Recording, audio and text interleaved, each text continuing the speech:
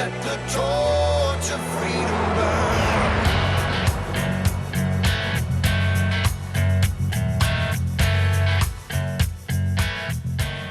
This is the intersection of faith and the culture. It's Wallbuilders Live. We're looking at things from a biblical, historical, and constitutional perspective. Whatever the issue happens to be, whatever's going on in the culture, we want to make sure we look back in history and see what we can learn. Obviously, we want to look at the Bible and say, what is the right position on these issues? What does God tell us through his word? And then, of course, we want to look constitutionally in our particular country, under our rules, our rule of law, and our Constitution. How do we apply those things? How do we become biblical citizens in every area of the culture?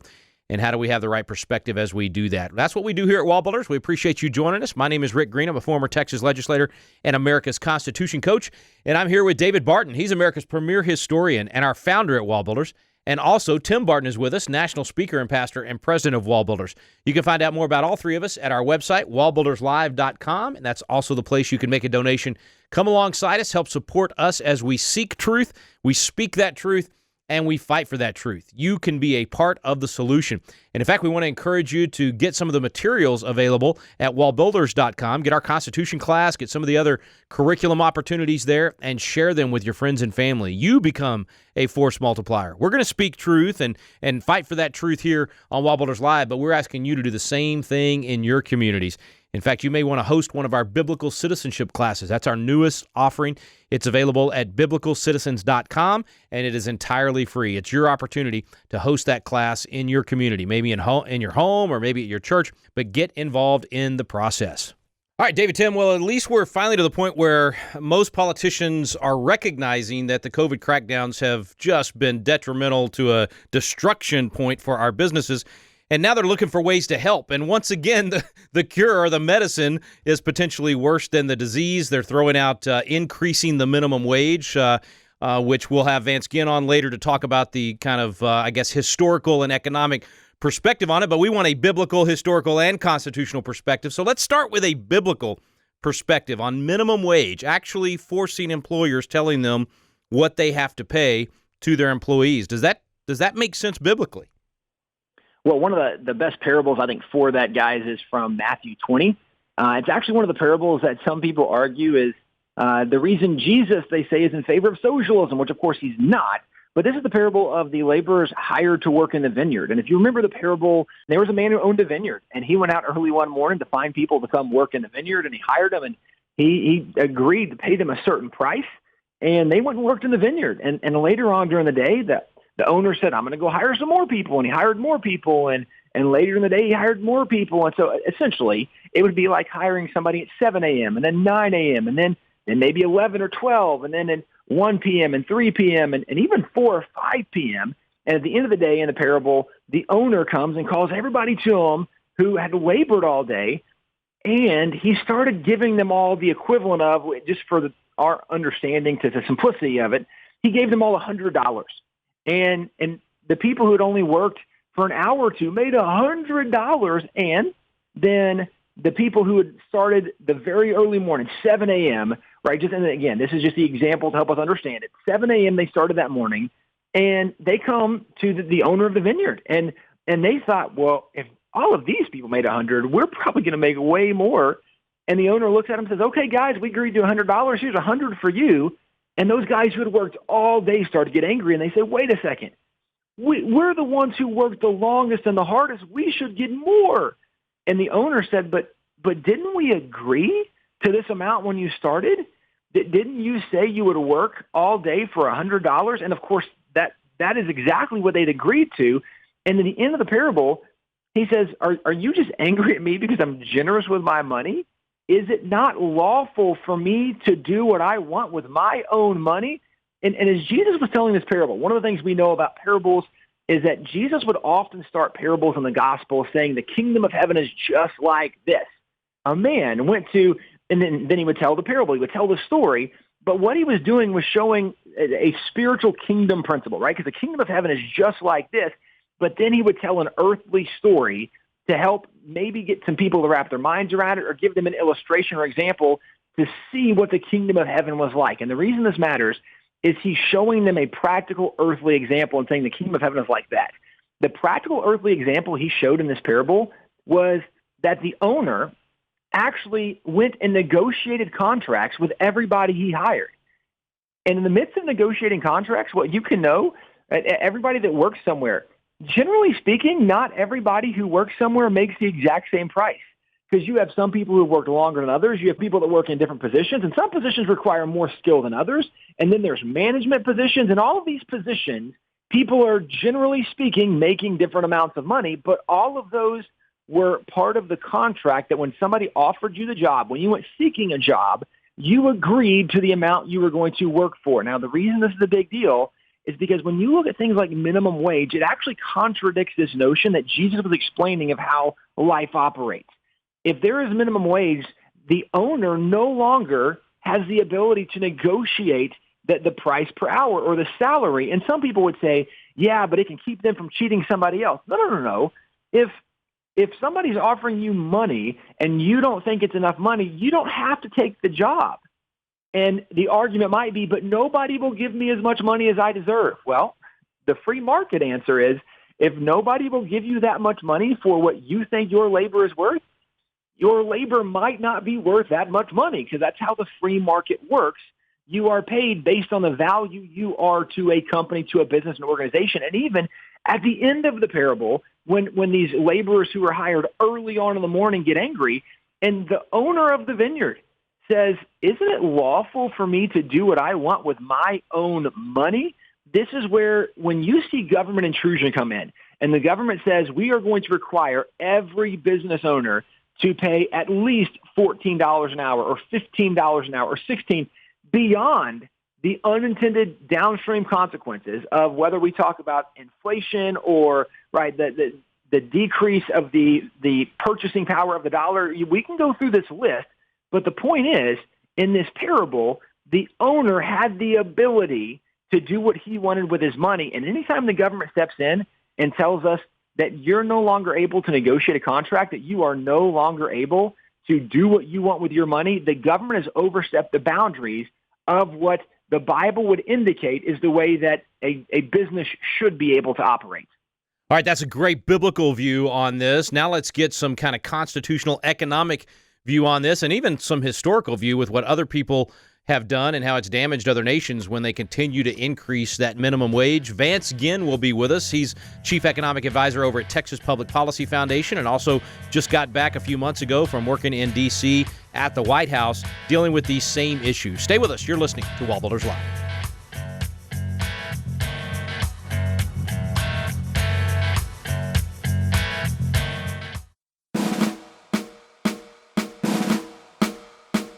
This is Tim Barton from Wallbuilders with another moment from American history.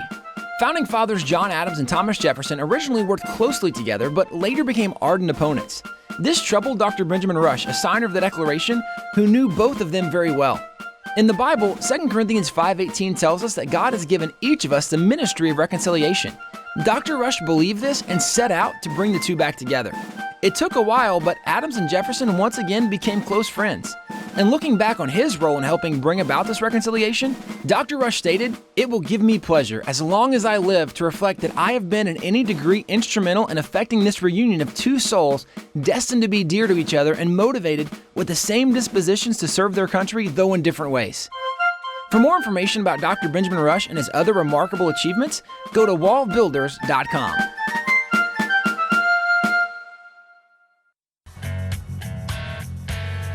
Welcome back to Wallbuilders Live. Thanks for staying with us. Dr. Vance Ginn back with us. It's been too long, but thrilled to have you with us, man, back home for Texas Public Policy Foundation. I'm glad you didn't stay in the swamp too long. I know you worked at the White House for a while, but you're one of the least guys I would want to become swampy, so I'm glad you came home soon. Anyway, thanks for coming on, man. Hey, it's great to be with you, Rick. I know it has been way too long, and I was glad to be out of the swamp and back in the great state of Texas. Well, good to hear. Good to hear. Well, listen, we were looking at this article and thought you'd be the perfect one to comment on it. Looks like they're doing minimum wage hikes all over the country. You know, that makes a lot of sense since, you know, businesses are struggling so much and can barely keep the doors open. Let's just raise their costs for them via a law. Can you help us understand why people would want to do this? Well, it definitely leaves you scratching your head, especially at a time when millions of people are still unemployed and businesses are having to shut down from government restrictions in response to COVID-19 and other things going on. So it seems like a great idea just to raise their costs arbitrarily, right? Right. No, definitely not. And what we see time and again is that when you raise the minimum wage, what it does, I mean, the research is clear on this, Rick, is that it hurts those most who you're intending to help, which are those that are getting paid a lower wage. Oftentimes young adults, or most of the time really, young adults and minorities. I mean, those are the ones that are really hit hardest by raising the minimum wage. And so we're going to see that all across many places across the United States. You know, this is one of those that sometimes it's hard for people to grasp this. It should just make sense, but you've always helped us at Patriot Academy to make sense of it, and we do that activity with the students. And I mean, light bulbs come on with the way that you teach this. I guess what's a good simple explanation to somebody that thinks, well, you know, that person just needs to take home more money. And that's their job, you know, that's the only job that they have. So that employer needs to pay them more. I mean, how do we simplify this so that people can understand why that just doesn't work? No, it doesn't. And I think, you know, one way, and thank you for bringing up that experiment. It's something that I really enjoy doing, this minimum wage game with high school students and even with college students when I was back in academia. And, you know, I think you could even break it down more to your budget.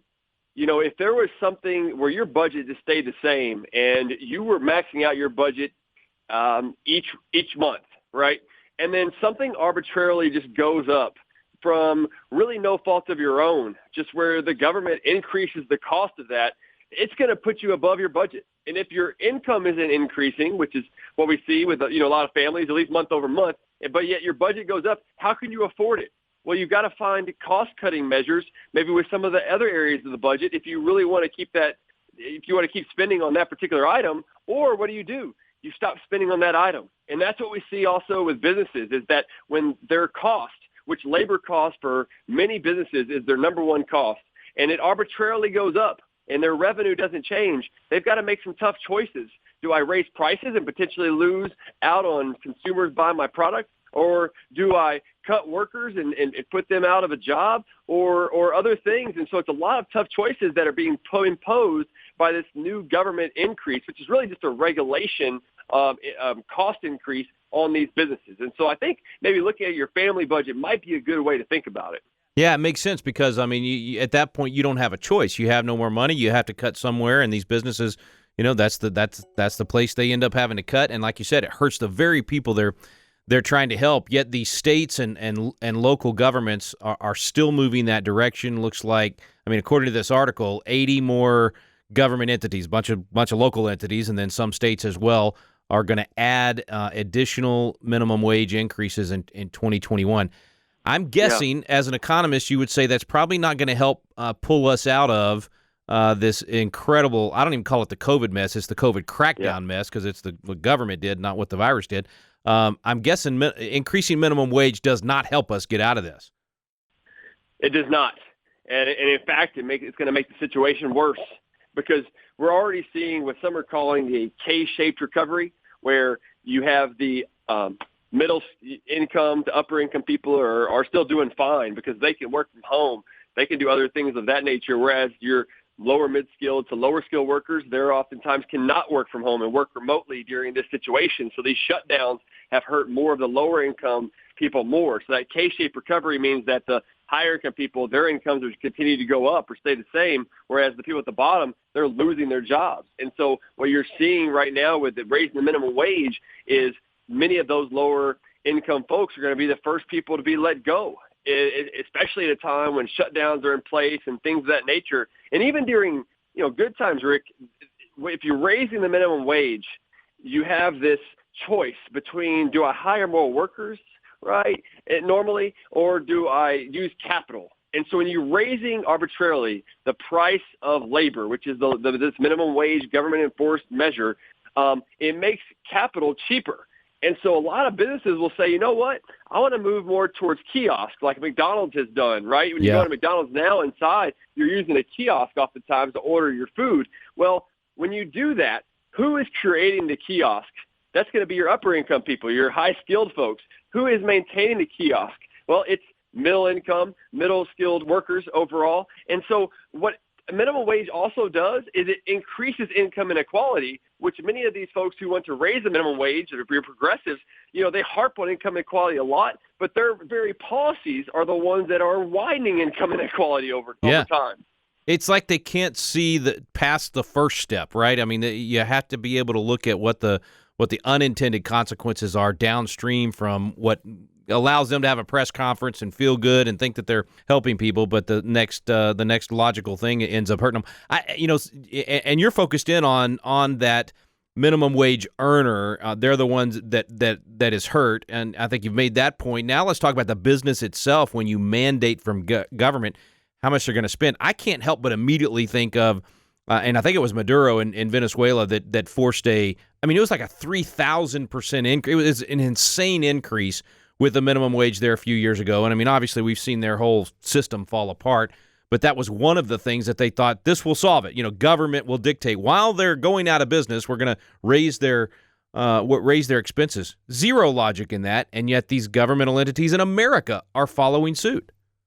Well, we have what's called a mixed economy where the backbone of it is really capitalism, at least from our founding fathers and things of that nature. But we have a lot of socialism type tendencies throughout our economy overall. And this is definitely one of them, where you have a government imposed this extractive sort of institution like the minimum wage. Instead of letting the marketplace work, you are hurting, like you were getting at, these businesses who are trying just to make profit and keep their family and their livelihoods going and hire more workers and invest and grow our economy and all the great things that we know to be good in capitalism. But instead, the government keeps getting in the way. And this is another way that they're doing that, especially right now at a time. I would argue that, look, there should not be a federal minimum wage at all.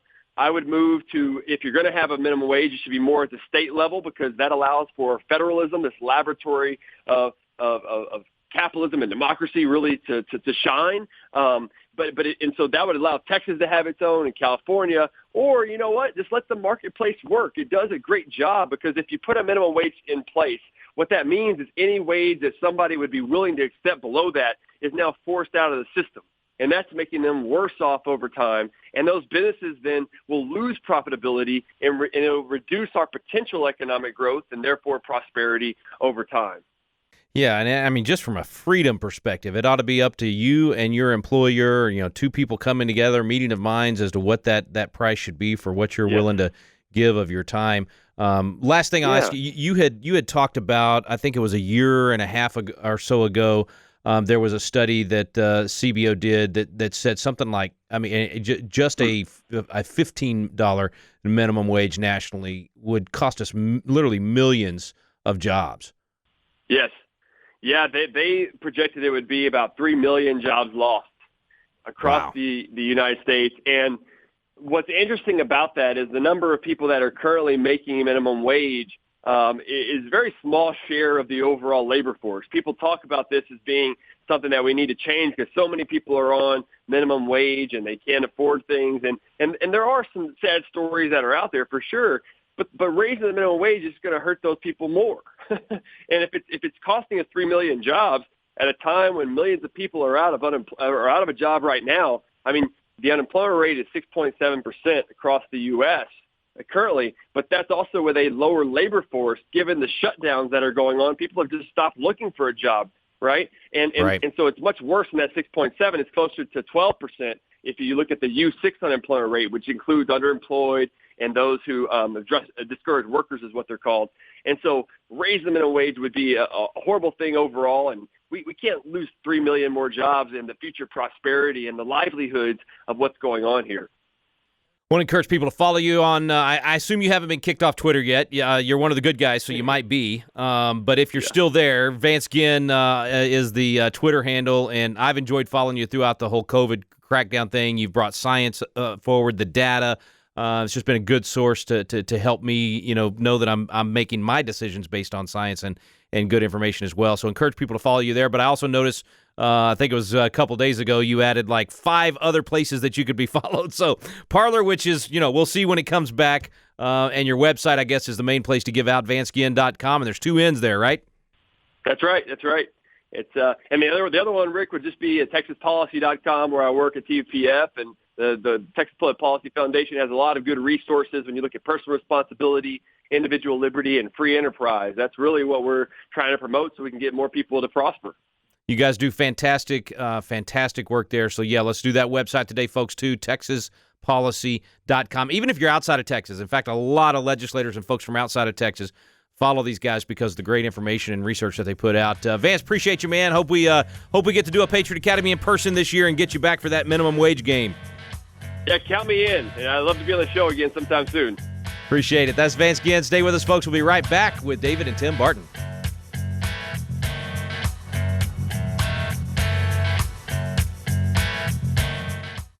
Hey guys, we want to let you know about a new resource we have here at Wallbuilders called The American Story. For years, people have been asking us to do a history book, and we've finally done it. We start with Christopher Columbus and go roughly through Abraham Lincoln, and one of the things that so often we hear today are about the imperfections of America, or how so many people in America that used to be celebrated or honored really aren't good or honorable people. One of the things we acknowledge quickly in the book is that the entire world is full of people who are sinful and need a Savior, because the Bible even tells us that all have sinned and fallen short of the glory of God. And yet what we see through history, and certainly is evident in America, is how a perfect God uses imperfect people and does great things through them. The story of America is not the story of perfect people, but you see time and time again how God got involved in the process and used these imperfect people to do great things that impacted the entire world from America. To find out more, go to wallbuilders.com and check out The American Story. We're back here on Wallbuilders Live. Thanks for staying with us, and special thanks to Vance Ginn for joining us today as well. All right, David, Tim, we've looked at some biblical perspective on this, a little bit of historical, kind of how does this work in our nation. I guess there's not a constitutional prohibition against it, other than there's really no authority in the Constitution for the federal government, certainly, to do this. And even the Supreme Court used to say that before the switch in time to Save 9. If minimum wage was unconstitutional by the very same Supreme Court that then turned around and said it was okay in the 1930s. So what do we do about it today? Well, I think what Vance said was really good, and that our government is adopting more and more socialistic tendencies, and that's exactly right. And history proves, 5,800 years recorded history, that the more socialistic you become, and socialism, by the way, that's part of what is known as a command economy, where the government regulates the economy and commands what's going to happen, what's not going to happen, how you make your product, how you sell your product, and what you pay for your product, and what you pay your employees. All of that always tends to a loss of liberty, and it always tends to a decrease in prosperity. Now, that's 5,800 years without exception recorded history. So this is the kind of thing of the frog boiling in water. If you really don't know what the free market is, you're not aware of this. And what we've seen is, with the growing support for Americans saying they want socialism, we've also seen that they don't have a clue what that is. They think it means being social or sharing or what, and that's good stuff, but that's not what socialism is. And so the more the government gets involved, the worse it's going to be. And it's interesting. This is going to raise the cost for employers, which now means, okay, I got a kid just graduated from high school. He doesn't have a clue what's going on, and I'm going to pay him $14, $15, $16 an hour. I don't think I'm going to hire that kid. I think I'm going to find somebody who's got more experience and wait. So what you're going to see, as he pointed out, is it's going to kill entry-level jobs, and it's going to hurt minority employment as well. And so you don't have that ability to negotiate with the individual and take them where they are and see what their skill set is and match that. We're now going to treat everybody like they have the same skill set, the same knowledge, the same personality, whatever, and that's no good. So what happens is, when you have more of this cost to the employer, as we've talked about before, there is not a single business in the United States that pays taxes. You may think they do. They don't. They pass those taxes on to the consumer. They will raise their costs. They will raise their price. If they don't, they will go out of business. Nobody's going to stay in business if it costs them more to operate than what they take in. And so now you're costing the business owner more. So he's going to have to raise his prices to make up for that difference. And especially if there's a loss of productivity because it's an inexperienced person who's getting paid more and they're not producing as much. Now he's got to double the raise in cost because he can't produce as much and it's much higher cost.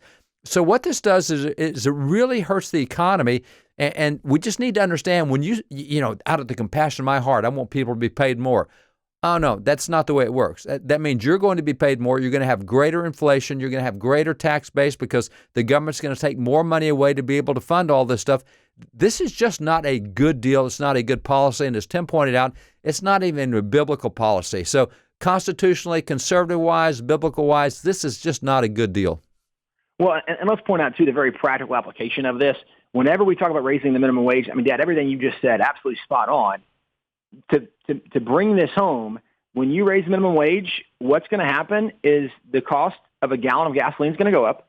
The cost of milk is going to go up. The cost of bread is going to go up. The cost of a burger is going to go up. All of a sudden, you feel like you have more money in your pocket, except that money doesn't buy you any more gas, any more food, any more drink. You can't buy now all of a sudden all these new clothes. It doesn't do any good, even though you're making more money, because it's decreased the value of the buying power of the dollar, because the cost of goods will go up to match the cost of the increase of wages. And that's why it never makes sense for the government to come and impose these kind of standards. All right, guys, we are out of time for today. Thanks to Vance Ginn for joining us today. Hope that you'll look into this issue. As always, I mean, whether it's minimum wage or some other policy, always looking at it from a biblical, historical, and constitutional perspective. If you want to have the right position on things, that's the only way to do it, and it's better for our communities, our states, and our nation. That's what we're about here at Wallbuilders. Hope you're enjoying these radio programs. Hope you're sharing them with your friends and family. You've got archives there available at wallbuilderslive.com, and that's also the place you can make a donation. We sure appreciate all of you listeners all over the nation that have been sending in those donations, one-time or monthly donations. It helps us to expand our reach. It helps us to speak truth into the culture and reach even more people. So thank you for being a part of that. Be sure and check it out today at wallbuilderslive.com. Thank you for listening to Wallbuilders Live. We stand undivided.